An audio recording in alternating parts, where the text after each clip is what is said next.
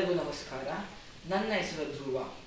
ಇಲ್ಲಿ ಸೇರಿರುವ ಎಲ್ಲ ಗಣ್ಯರಿಗೂ, ಈ ಶಾಲೆಯ ಕಾರ್ಯದರ್ಶಿಗಳಿಗೂ, ಪ್ರಾಂಶುಪಾಲರಿಗೂ, ಉಪ ಪ್ರಾಂಶುಪಾಲರಿಗೂ, ಶಿಕ್ಷಕರಿಗೂ ಮತ್ತು ನನ್ನ ಸಹಪಾಠಿಗಳಿಗೂ, ಎಲ್ಲ ಜ್ಯೇಷ್ಠ ಶ್ರೇಷ್ಠರಿಗೂ ಈ ಒಂದು ಶಿಕ್ಷಕ ದಿನಾಚರಣೆಯ ಶುಭಾಶಯಗಳು.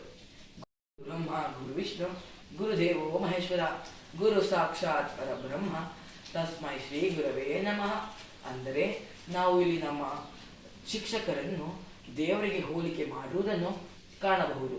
ಒಬ್ಬ ಉತ್ತಮ ಶಿಕ್ಷಕ 1000 ಪುಸ್ತಕಗಳಿಗಿಂತಲೂ ಮಿಗಿಲು.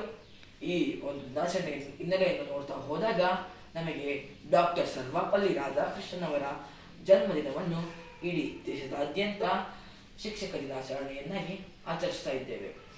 ಒಬ್ಬ ಶಿಕ್ಷಕ ವ್ಯಕ್ತಿಯಲ್ಲ, ಅವರೊಬ್ಬರು ಶಕ್ತಿ. ಡಾಕ್ಟರ್ ಸರ್ವಪಲ್ಲಿ ರಾಧಾಕೃಷ್ಣನ್ ಅವರು ಸೆಪ್ಟೆಂಬರ್ 5, 1888ರಲ್ಲಿ ತಿರುತ್ತಣಿ, ಆಂಧ್ರ ಪ್ರದೇಶದ ಒಂದು ಸಣ್ಣ ಹಳ್ಳಿಯಲ್ಲಿ ಜನಿಸ್ತಾರೆ. ಇವರು ತತ್ವಶಾಸ್ತ್ರದಲ್ಲಿ ಆಳವಾದ ಅಧ್ಯಯನ ಮಾಡುತ್ತಾರೆ. ಇವರು 1918ರಲ್ಲಿ ಮೈಸೂರು ವಿಶ್ವವಿದ್ಯಾಲಯದ ತತ್ವಶಾಸ್ತ್ರದ ಪ್ರಾಧ್ಯಾಪಕರಾಗಿ ಸೇವೆ ಸಲ್ಲಿಸುತ್ತಿರುತ್ತಾರೆ. ಮತ್ತೆ ಭಾರತದ ರಾಷ್ಟ್ರಪತಿ ಮತ್ತು ಉಪರಾಷ್ಟ್ರಪತಿಯಾಗಿ ಸಹ ಸೇವೆ ಸಲ್ಲಿಸಿದ್ದಾರೆ.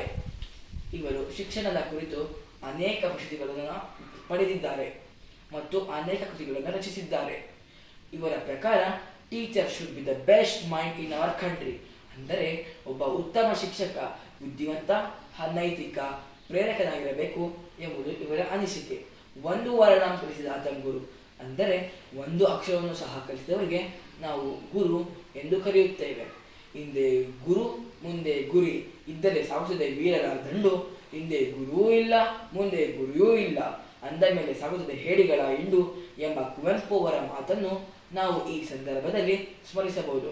ಇದು ಶಿಕ್ಷಕರ ಮಹತ್ವವನ್ನು ತಿಳಿಸುತ್ತದೆ. ನಾನು ಚಿಕ್ಕ ವಯಸ್ಸಿನಿಂದಲೂ ಇಲ್ಲಿಯ ತನಕ ವಿದ್ಯೆ ಬುದ್ಧಿ ಕಲಿಸಿದ ಎಲ್ಲರಿಗೂ ನನ್ನ ಹೃನ್ಮನದಲ್ಲಿ ಸ್ಮರಿಸುತ್ತಾ ಗೌರವಪೂರ್ವಕವಾಗಿ ನಮಿಸುತ್ತೇನೆ. ಗುರುವೇ ಸರ್ವಮಹಿ, ಗುರುವೇ ದಾರಿದೀಪ, ಗುರುವೇ ಮಾರ್ಗದರ್ಶಕರು ಎಂದು ಹೇಳಲಾಗುತ್ತದೆ. ನಮಗೆ ತಾಯಿ ಜನ್ಮ ನೀಡಿದರೆ ಶಿಕ್ಷಕರು. ಅಂತಹ ಶಿಕ್ಷಕರಿಗೆ ಅನಂತ ಅನಂತ ಕೋಟಿ ನಮಸ್ಕಾರಗಳು. ಸಾಧಿಸಲು ಬೇಕು ಸಾಧನೆಯ ಛಲ, ಬೋಧನೆಗೆ ಬೇಕು ಶಿಕ್ಷಣದ ಫಲ, ಪ್ರಯತ್ನವಿರಲಿ 100 ಸಲ, ಖಂಡಿತ ಸಿಗುತ್ತದೆ ಜ್ಞಾನದ ಬಲ ಎಂದು ಹೇಳುತ್ತಾ ಇಂತಹ ಛಲ ಬಲಗಳನ್ನು ನಮಗೆ ನೀಡುತ್ತಿರುವ ಶಿಕ್ಷಕರಿಗೆ ಭಕ್ತಿಪೂರ್ವಕ ನಮನಗಳು. ಕೊನೆಯದಾಗಿ ನನಗೆ ಈ ವೇದಿಕೆಯಲ್ಲಿ 2 ಮಾತನಾಡಲು ಅವಕಾಶ ಕೊಟ್ಟ ಎಲ್ಲರಿಗೂ ಧನ್ಯವಾದಗಳು. ಜೈ ಹಿಂದ್, ಜೈ ಕರ್ನಾಟಕ.